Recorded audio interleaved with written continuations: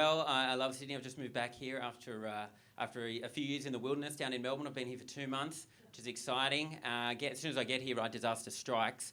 I lose my credit card, lost $2,500, which is a nightmare. That's like 3 grams of cocaine in this city. And I don't know if you guys have ever lost your credit card before and you've taken money, but the bank don't make it easy to get it back, right? In fact, they have this weird process where they ring you up, they let you know the card's gone, they let you know the money's gone, and they wait for you to ask for it back.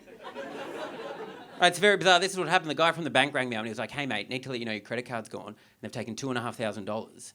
And then there was a 15-second pause on the phone. And I was like, "Well, can I have it back then?" And he goes, "Yep." And that was the whole fucking conversation, right? Like, I don't know what he thought I was going to say. "Oh, hold on to it, mate. Maybe give the banks a break." Like, no.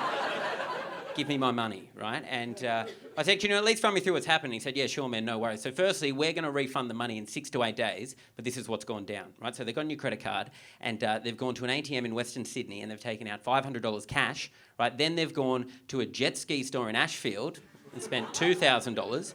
Probably bought a jet ski. But don't worry, we'll have the money back to you in 6 to 8 days, right? And when I heard that, I was like, okay, cool, 6 to 8 days, $2,500, a jet ski.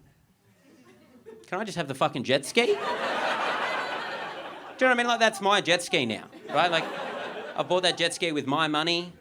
I was never going to buy a jet ski normally, but this hero has gone out there and taken the initiative. Also, I don't know if you know much about jet skis, but $2,000 is well under the recommended retail price. Right? He's a fucking bargain hunter. Like, we should be celebrating this guy, not bringing him down. So I said that to the guy on the phone. I was like, "Look, mate, I'll just take the jet ski." And he goes, "This is not an episode of The Price is Right. I don't think you know how this works." I was like, "Ha ha ha, give me a jet ski."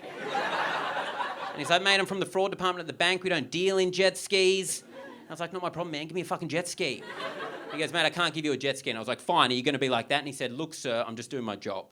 And I said, "Are you going to be like that?" And he said, "Sir, I'm just doing my job." And I said, "Fine. In that case, can you please transfer me to a police department? Because I'd like to report a stolen jet ski." Which is why I love Australia, right? Because I think that's one of the key defining features of, like, Australian life, right? I think there's 2 distinct things we have, and that's being cynical, like, fuck you for trying, right? Or it's just, like, not even trying at all, right? It just doesn't matter what it is. If we don't have to do something, we won't do it, right? At the last federal election, I was in Sydney, and I was living in Melbourne at the time, and I had to do an out-of-town vote. Now, I don't know if anyone's ever done one of these in here before, but it's very simple, right? What you do, you walk into a polling booth, you show them some ID, they verify your address, they tick you off on a list, they hand you a voting paper, they put you in a booth, they're like, "Gay democracy, don't fuck it like Brexit," right? Very simple to do, right? Also, I should point out that I love voting time in Australia, ladies and gentlemen. I think it's the best time to be an Australian, because I feel like it splits people into 2 camps, right? And not politically. I feel like people are either like, "Well, this is ridiculous," right? "I pay my taxes, I've given up my Saturday, I didn't get a sausage, fuck off," right? Or people are like, "Well, it's important that we vote. Right? It's important that we vote because this is going to affect how people on the world stage think about Australia. What we're doing right now is very important on the global stage. People are thinking about Australia. People are watching Australia right now." And I love that one, ladies and gentlemen, because I don't know if you've ever travelled overseas before, but if you have, you'd know that no one on the world stage is thinking about Australia. Do you know what I mean? Till that Stingray got Steve Irwin, no one knew where the fuck we were, right?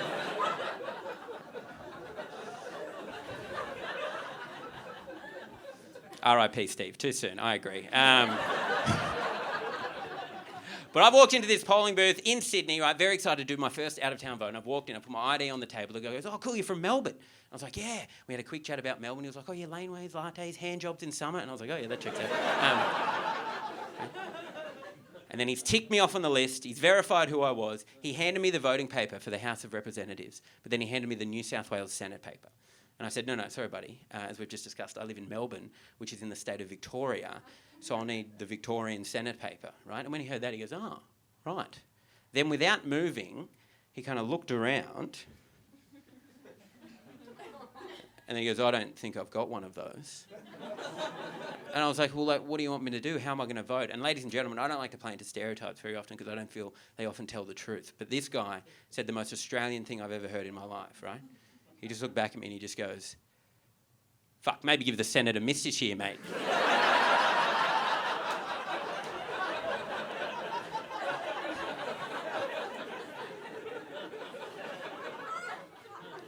And I did, right? Like, I just didn't vote at the last federal election, right? I just thought, you know what, fuck it. There's nothing more Australian than having a crack at something than giving up early on, right? And